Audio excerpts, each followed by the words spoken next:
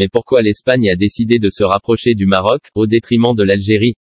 Pour bien comprendre les enjeux, il faut remonter en arrière. Plus précisément, en 2021. À ce moment-là, les relations entre le Maroc et l'Espagne étaient au plus mal, car le Royaume avait découvert que l'Espagne avait accueilli, à la demande de l'Algérie, le leader du Front Polisario dans un hôpital espagnol du fait du Covid-19. Alors, pourquoi après tout cela, l'Espagne lâche l'Algérie pour plaire au Maroc? En fait, si l'Algérie dispose de la carte du gaz dans ses négociations avec l'Espagne, il faut comprendre que le Maroc n'est pas en reste. Sa position géographique, lui permet en effet de jouer sur le contrôle des flux migratoires, en direction de l'Espagne. D'ailleurs, c'est la peur de la prochaine crise économique et alimentaire, que la guerre en Ukraine va provoquer sur le continent africain, qui a poussé le gouvernement espagnol, à rétablir au plus vite ses relations avec le Maroc, pour s'assurer la protection de ses frontières. Pour ce faire, et pour entériner la réconciliation avec le Maroc, le dirigeant espagnol Pedro Sánchez a décidé de frapper fort, en endossant la position marocaine sur le Sahara occidental. À savoir, annexer le territoire en lui octroyant une certaine forme d'autonomie. En parallèle, Madrid espérait aussi que l'apaisement des relations avec Rabat allait permettre la remise en route du gazoduc Maghreb-Europe, qui transporte une partie du gaz algérien, à travers le territoire marocain. Pour rappel, ce gazoduc avait été désactivé après que l'Algérie a refusé de renouveler le contrat, sous fond de tension avec le Maroc et sa position sur le Sahara occidental.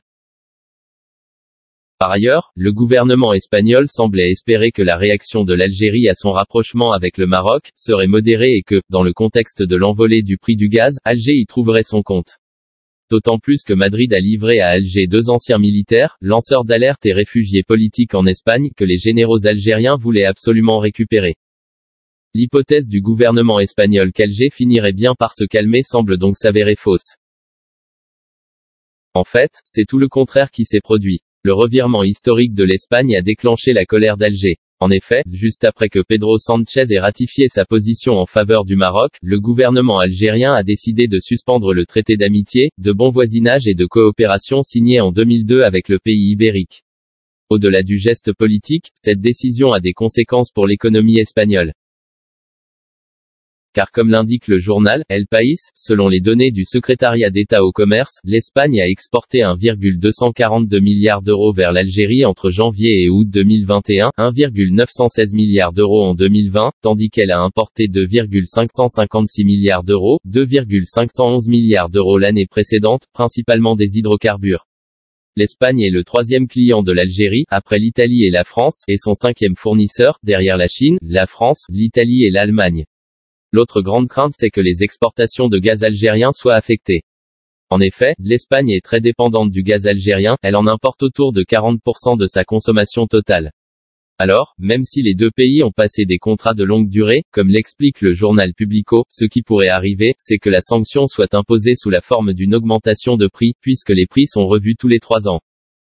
Mais à l'heure de la guerre en Ukraine, l'Union européenne, qui cherche des sources alternatives d'approvisionnement au gaz russe, n'entend pas laisser l'Algérie faire pression sur l'Espagne et donc sur l'Europe.